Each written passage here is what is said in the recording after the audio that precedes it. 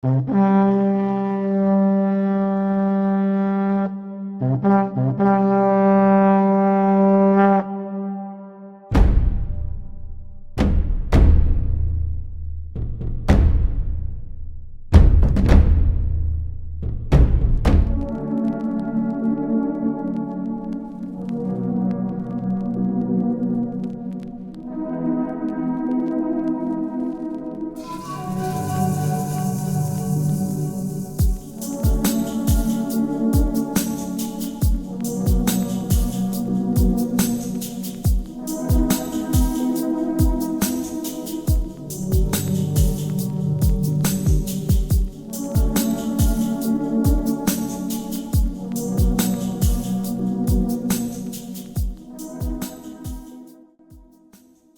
got a lot of people that practice a lot of cognitive dissonance, unfortunately, guys.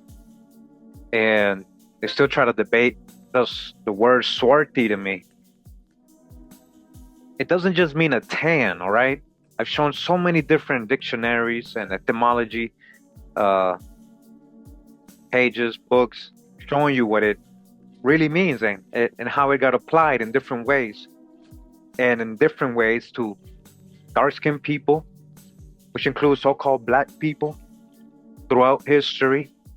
We ain't gonna pretend this ain't real. We can't practice cognitive dissonance when it's right in front of you. Swarty or black. All right, we're in the American Dictionary of the English Language, intended to exhibit one, the origin, affinities, and primary signification of English words, okay? I don't care what you think. We're in volume 2 of this, Webster's 1828 dictionary, okay? And once again, swart, to make tawny. Swartly, duskly with a tawny hue. Swartiness, tawniness, a dusky or dark complexion. Swarty. Definition A, or 1, being of a dark hue or dusky complexion, tawny. In warm climates, the complexion of men is universally swarty or black. Swarty or so-called black. There is no black. Ain't nobody black. That's the crayon color. But either way, you know what they mean. The Moors, right? The Moors are swarty. The Moors, Spaniards, and Italians are more swarty than the French, German, and English. That's what they say here in 1828. I guess they forgot what Benjamin Franklin said in 1750. You know, let's not use crayon colors to refer to people and generalize. You know, let's just try to learn and let them learn. Let these people who are ignorant, let them learn. They can argue and talk all day, but we got sources and we got history. We got genealogy, you know, primary stuff here. Okay? Definition number 2 of swarty. All right? Pay attention, everybody out there. Pay attention. Active listening is very important with this kind of stuff. That's why you're here, right? Because you want to know things about history, correct stuff. We're not here just to philosophize and blog, right? I'm not here just to blog and give my opinions, right? Definition number 2, black. That's what swarty means. Definition number 2, black. Definition number 2, black. As the swarty African, just like an African. Not just talking about tans. Yeah, you might apply swarty. Dark, because it means dark. You can use dark in many ways, right? So if we talking about dark complexion, yeah, you can use swarty. Some people that might have a tan. But in general, we're talking about also so-called black people. The definition number 2 is swarty. 1828 Webster's Dictionary means black. Swarty means black. The swarty African. Swartiness, a tawny color. Swartish, somewhat dark or tawny. Swartish. Swarty, tawny. All right. So-called black. We clear? We clear with that? Before we get into the primary sources that are describing these people with these words, don't forget, it means black, so-called black. You see it? I highlighted it. Do you see? Don't pretend you're blind. Don't practice cognitive dissonance. Listen. Let go. Empty your cup. Empty your cup. I'm trying to help you see something. This might help you grow. as a human. Be more conscious of certain things, respectful of certain people, and get you off that ego trip, get you off that stereotype, that racism, that prejudices. Come on now. Swarty means so-called black, especially in these colonial primary source writings. And right away, big shout out to Kirkland, 88 on Telegram for the drop. All right, we're about to dive into the Kirkland files. All right, so we're going to start out with this source right away first. We're in this literature, Boswell on the Grand Tour, Germany and Switzerland, 1764. That's a primary source account from that time, edited by Frederick A. Pottle, Sterling Professor of English, Yale University. Okay? It says, and we go right here to about page 166, and it says, on these notes, Monday, 5th of November, remember, 1764, says, my cold was much better. It prevented me yesterday from hearing superb mass in the elector's chapel. However, by keeping my room, I have shunned a fever. At 11, Harold carried me to court. The palace is large and elegant. There is a gallery, a passage round the whole of it, prodigiously long. There were great many people at court. Harold talked of not presenting me till tomorrow. After having already waited 2 days, this piqued me not a little. And had I not been presented this day, I should have bluntly set out next morning. However, the Grand Chamberlain presented me to the elector. His Highness asked me from whence I came. He was very swarty, and very high and mighty. Very high and mighty, huh? I was presented to the electress, who was much painted and also exceeding lofty. I saw her, the Prince of Nassau-Weilburg. Okay, so we're talking about the elector Palatine. All right, he's talking about this person right here. I'm going to show you. Now remember what swarty means, right? And we're talking about somebody who's very swarty, very so-called dark, so-called black. So this is the guy that they're talking about, Charles Theodore, Elector of Bavaria. Okay, he was born 1724, passed away 1799. Was a German nobleman of the Sulzbach branch of the House of Wittelsbach. He became Count Palatine of Sulzbach at the age of 6, following the death of his father, Johann Christian, in 1733. With the death of his cousin Charles III Philip, he became Prince Elector and Count Palatine of the Rhine. Count Palatine. All right, so that's what we're talking about here. I had the ideas of the Palatine Court, which are termed so Palatine, Count, Elector. He was very swarty. You see, does this guy right here look like a very swarty person? Does this look like a very swarty or very pinkish pale person? You see, that's the hijack. We caught them. This is not a picture of how he is being described. Very swarty. We can debunk this right now. Invasion of the body snatchers. They whitewashed him, okay?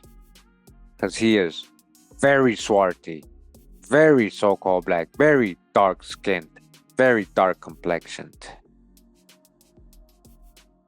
All right, so we move on. We take a look at this book, this literature right here. It says here, The History of Scotland from 24th of February, 1436 to March 1565, in which are contain accounts of many remarkable passages altogether differing from our other historians, and many facts are related, either concealed by some or omitted by others. By Robert Lindesay of Pittscotty, done from the most authentic and most correct manuscripts, okay? You guys hearing this? To which is added a continuation by another hand till August 1604. Okay, this is old. Source from the 1500s, guys, from the 1500s.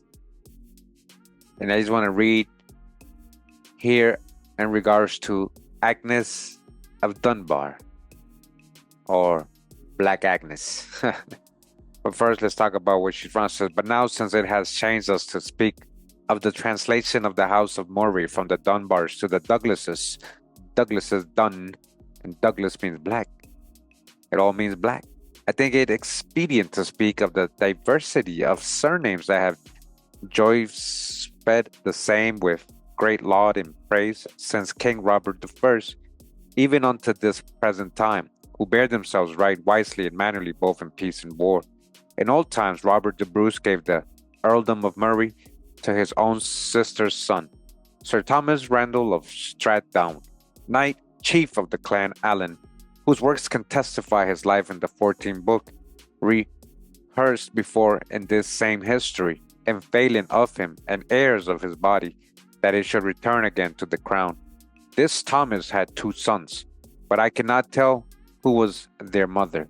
The eldest called Thomas, who succeeded to his father's place, the other called John, who without any succession of their bodies were both slain at the battle of Dublin and Stratburn, or Dublin, fighting manually to the death, for the defense of this realm, invaded by the Englishmen, our old enemies.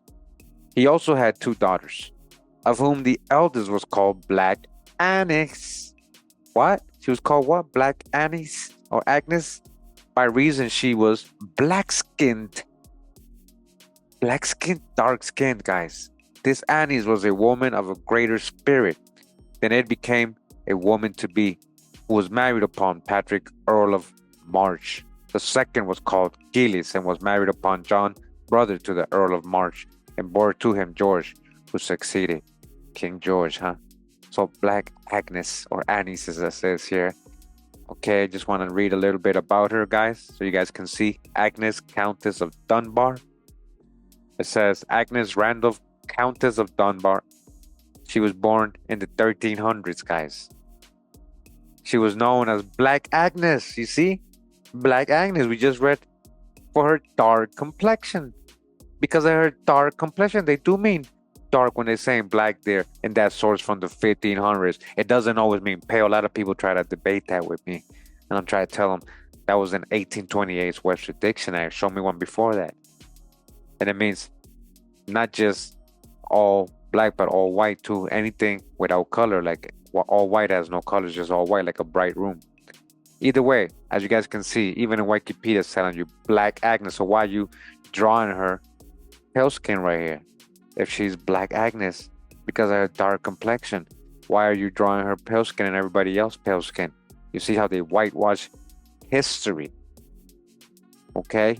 She was the wife of Patrick IX, Earl of Dunbar and March. She is buried in the vault near Mortington House. She was the daughter of Thomas Randolph, Earl of Murray, nephew and companion in arms of Robert the Bruce. Okay, like, all right, so you hear that coming from Robert the Bruce of the pigs, right?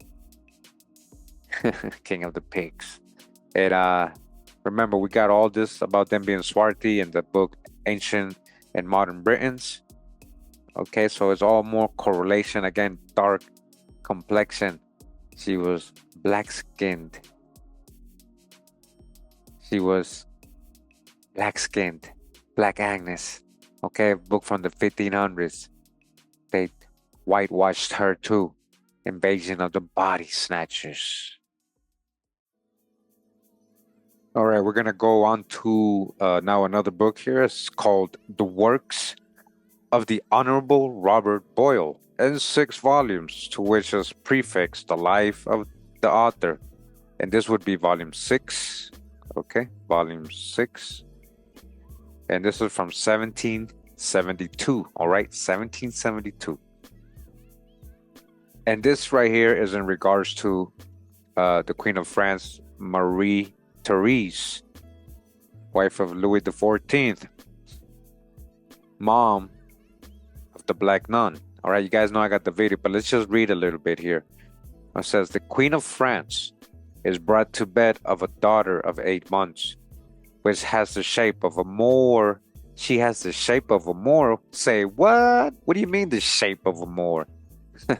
What does that mean, guys? Does it mean like the phenotype or what do they talk about? But either way, the shape of a Moor and somewhat of that complexion. Whence that king is so enraged that he has banished all the Moors because his daughter came out dark complexion. He banished all the Moors, the dwarves, and the monkeys. Oh my gosh, from his court. I don't know if monkeys they mean animals or that's a title for some people. But if it's that's just it sounds a little racist to me, right? But it sounds a little weird. The queen having a little more about her that seems to have so tainted her imagination as to give such a color and such features that resemble him. Okay, resemble him, right? The king. In the meantime, the queen has very dangerously ill and was given over by the physicians.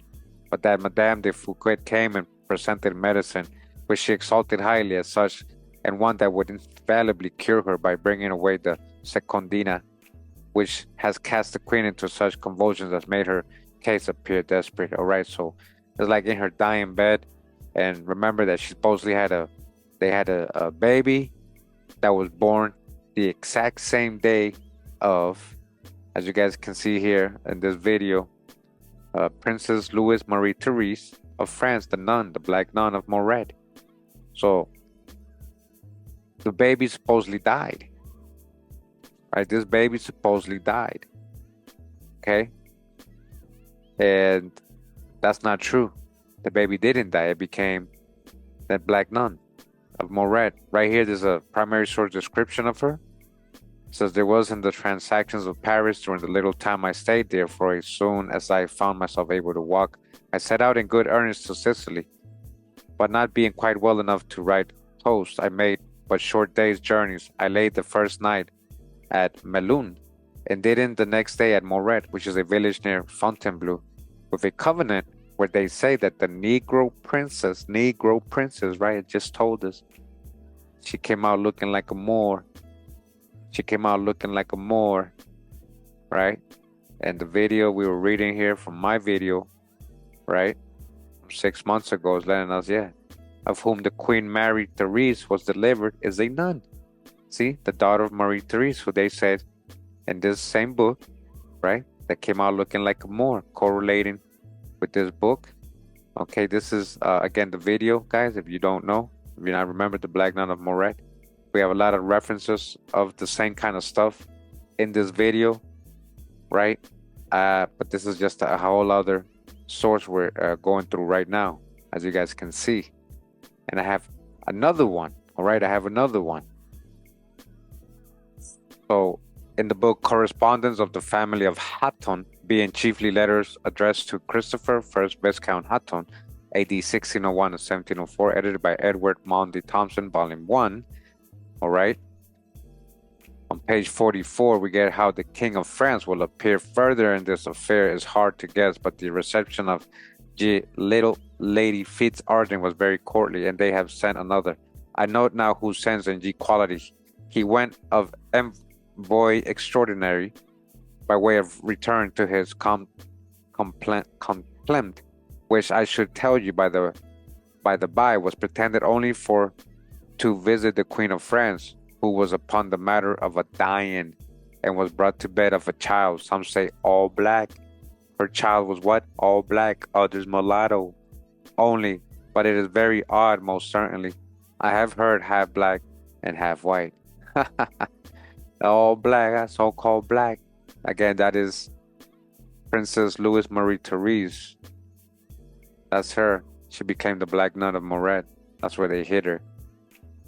Okay, so you guys are getting different descriptions of what we go over this video and plus more. Make sure to check out the video from 6 months ago, right? Check it out. All right, again, she also was whitewashed. They just talking about Louise Marie Therese, known as the Black Nun. All right, was Benedictine nun, rumored to be of French royal descent. Rumored. It alleged that she was the daughter of Queen Marie Therese. Okay, and King Louis XIV. So, what do we know? So, what do we know about King Louis XIV? He was a brown and swarty man, so-called black. And we got primary sources letting us know about that. Okay, Louis XIV in a large wig, arched eyebrows, aquiline nose, and brown complexion, all right, brown complexion. Louis the 14th was also in good preservation, but his skin was as black as ink. As black as ink. All right, guys, we got many sources. So all these people. So what did Louis the 14th inherit from his parents? Actually, the most closely resembled his Bourbon grandfather, Henry the Fourth, displaying his sociability, sexual prowess, self-confidence, and political skills. And with due respect to Levi, Louis XIV's swarty complexion and prominent nose were typically Bourbon. All right, his dark complexion, his so-called black complexion, and prominent nose, big nose, were typically the Bourbon look. That was the Bourbon look. So her mom, her dad, and her all being described as dark complexions. All right, put it together. This whole family, guys, this whole family got whitewashed. Again, this is from a video. Louis the 14th was a brown and swarty man from 7 months ago. Make sure to check this video out, guys. All right. All right, and now we continue. Okay, and this time we are gonna add some more icing to the cake when it comes to Charles II. Yeah, King Charles II. You guys know I already have a video of King Charles II as well from about a year ago. Got about 20,000 views. King Charles II, 100% historical proof he was a black man. Primary sources, physical appearance, non-stop sources, guys. Non-stop sources telling us the truth. Why they named him Black Boy? Where does Black Boy in and all that come from? How he was described in almost every account. And we got more. We found more, right? We're just gonna add some icing to the cake. We're here at the Gentleman's Magazine, volume 189. Again, shout out to Kirkland and everybody out there researching that goes through so many volumes. He gave me the name and volume, but I had to find it. I had to go through so many different volumes just to find 189. And yeah, we found it. And we're going to about page 369 of this book. Okay, and in regards to King Charles II, we start down here in the bottom of this page. Says his personal appearance was remarkable. He was 5 feet 10 inches in height and well made, with an expression of countenance somewhat fierce and a great voice. He was, says Saville, an illustrious exception to all the common rules of physiognomy, for with a most saturnine, harsh countenance, he was both of a merry and merciful disposition. His eyes were large and fine, his face swarty, all right, swarty, so-called black, or rather, almost black, all right, just in case you don't know what swarty means, almost black, so much so black, right, so much so, indeed, that Monk, that's a person, before the Restoration, used to toast him as the Black Boy, all right, as the Black Boy. Is this like me, he said to Riley, who has just completed his portrait? Then odds fish. His favorite phrase, I am an ugly fellow. Wow. See what they're saying? So that's from Hinton's memoirs. Okay, they're getting that. He is the Black Boy. Charles II. Remember, his own mom called him that. All those Black Boy inns and taverns and all that. That was in reference to King Charles II. Black Boy. Remember, he was born so black. Remember, go back to the video. He was born so black. We're at the Westminster Magazine now for June 1778. The historical memoirs of the late celebrated Mons de Voltaire. Okay. And on page 284 of this book, we're going to zoom in to a part right here. And it says, the Prince of Wales. Now remember that Charles II, before he was known as Charles II, he was Prince of Wales. And we went over that the other day. The Prince of Wales, Mr. Editor, perhaps I need not tell you, is as tall as the king. His complexion, unlike the rest of the family, an absolute brunette, an absolute dark complexion of brown, and his features replete with sensibility. His clothes were of dark mulberry. The bishop is well grown and fair as he be. All right. So again, the Prince of Wales, right? So you guys can see Charles II of England, Wikipedia. We go down where it says early life, civil war and exile. That's the hijack with the white baby, whitewash images. It says, at around his 8th birthday, he was designated Prince of Wales, though he was never formally invested, all right? Prince of Wales. Prince of Wales. Again, the Prince of Wales, an absolute brunette. An absolute brunette. Remember, he's the black boy. Black boy, okay? That's two sources that we're adding to. Remember, we got so many already, okay? In the video already. So we got another one, actually. We're in this book, The History of Man, or The Wonders of Human Nature, in relation to the virtues, vices, and defects of both sexes, with examples ancient and modern, alphabetically digested under their proper heads, the whole work being intermixed with variety of useful and divertive relations. In 2 volumes, okay? This is from 1791. This is volume 2, 1791, okay? And it says here, William Lilly, famous among the rebellious party for his predictions during the whole course of that unnatural war, foreseeing the Parliament's tyranny and oppression would ruin the Commonwealth, in his almanac of the year 1653, print the picture of a very young, tall, slender black man in the frontispiece, and to compound for his old sins, insinuates in obscure jargon that King Charles II would be restored very suddenly, and whispered it in the ears of the Cavalier party that it was really King Charles' picture, and very like, but the same year Cromwell, having turned his masters out of doors and set up himself protector, who was a red-faced, gross body, all right, a tall, slender black man, Charles II, so-called black, Charles II. All right, as it says here, this darkness was the subject of comment. I said when he was born, he was so dark. First, he had an abnormal darkness of complexion, a truly saturnine tint. This darkness was the subject of comment from the first. His mother wrote jokingly to her sister-in-law that she had given birth to a black baby, and to a friend in France that he was so dark that she was ashamed of him. She would send his portrait as soon as he is little fairer, but Charles never did become fairer. Later, the sobriquet, the black boy, would be used, still commemorated in English inns and signs, all right? There was definitely a strain of very dark, swarty Italian blood, all right? So that keeps going. Check out the whole video, guys. It gets deep. It gets pretty deep, all right? So, again, they whitewashed Charles too. They whitewashed Charles II. That's the hijack, you see? Invasion of the body snatchers. That's the hijack. All right, guys. So continuing, I just want to show you guys what's funny, because one of those references of Charles being called a black boy, they even said that the guy toasted him as the black boy. That was Monk. That was George Monk, all right, who was actually calling Charles II a black boy. We just read that right now, okay? First of all, who is George Monk? And that's the hijack with the whitewashing. Why? I'm going to show you how he is described. Same guy who's calling Charles II a black boy.